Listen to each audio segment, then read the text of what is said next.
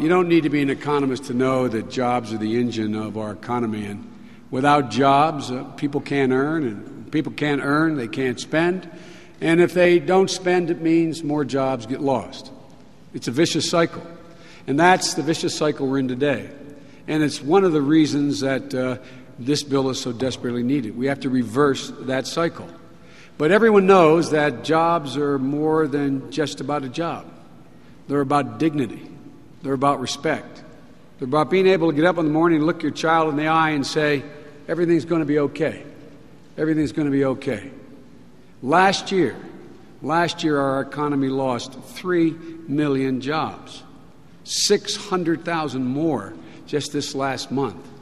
There are an awful lot of mothers and fathers who had to walk up those stairs to the bedroom of their children and tell them that, I'm out of work, honey.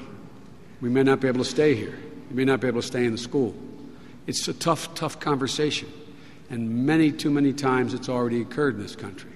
We're here today to start to turn that around. But folks, we're not just going to help the economy recover. We're going to start building the economy for the future. I'm particularly pleased that this bill includes investments in areas I've worked my whole political career. Thanks to the Recovery Act, thousands of additional police officers will go on the streets of America and hundreds of fire stations will be built, making the people of Denver and every other city in America safer. Thanks to this act, we're going to see an unprecedented investment in improving America's rail system, coast to coast. In Denver, right here in Denver, your light rail will be affected all the way to the Northeast Corridor where I'm come from. We should have the best transportation system in the world, and we don't. But ladies and gentlemen, it's not only that this will help create jobs in the rail sector, it's also good for the environment. So there's a double bang for the buck on a number of the investments we're making in this legislation. Starting today, our administration will be working day and night to provide more aid for the unemployed, create immediate jobs, building our roads and our bridges, make long-term investments in a smarter energy grid, and so much more. And as we turn the economy around, we've got to make sure of one more thing. Last time an economic recovery occurred after a deep recession, the middle class got left behind. The middle class got left behind. And that's why the President set up a White House Council on the task force on the middle class, which he's asked me to chair.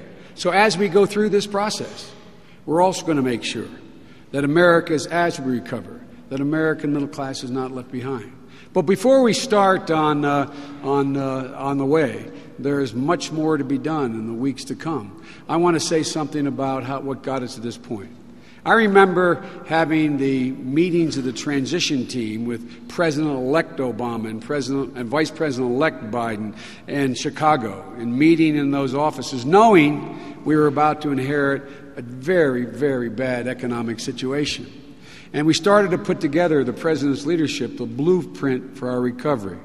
Faced with a swirl of options and uncertainties, then President-elect Obama was as clear and as firm then as he is today about what is needed. He said, and I quote, "We have to be bold, we have to act fast, and we have to think of the future that we wish to build." Well, I believe that's what the President delivered. He never lost sight of those goals that he set back in November and December of last year. Over the weeks that followed, I watched him reach out, asking senator and congressmen of both parties to put the good of the nation above the disagreement over one particular part of this significant package. The President showed a willingness to compromise on specifics, but he never compromised on the principles he set out in that room in Chicago back in November. And so, folks, he showed a willingness to work with others to get things done, but he never bent in his determination to put us on a road to recovery and reinvestment. So today, less than a month, think of this, less than a month into his presidency, the President is about to sign into law what is, I believe, a landmark achievement. Because of what he did, America can take a first very strong step leading us out of this very difficult road to recovery we find ourselves on. So on behalf of our country and its people, Mr. President, let me presume to say thank you. We owe you a great deal.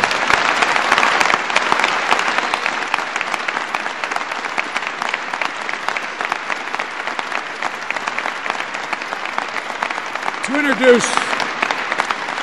introduce the President, it's my pleasure to introduce Blake Jones, President of now Namaste. I told him if I didn't say it right, he could call me Bidden.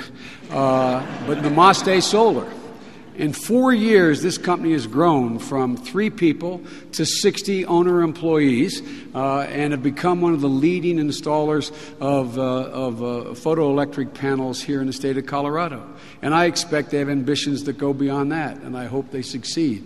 In fact, Bill Ritter isn't just a governor, he's a customer. Namaste installed, as he mentioned, the solar panels on the governor's mansion. And despite Namaste's success, without the recovery and reinvestment bill that the President is about to sign, I think the President would tell you he was a little worried he might have to take other action in spite of all the progress that has been made. That may have included layoffs. But with this bill, he's going to be looking to hire, not fire, hire. And that's the difference between that this investment is going to make.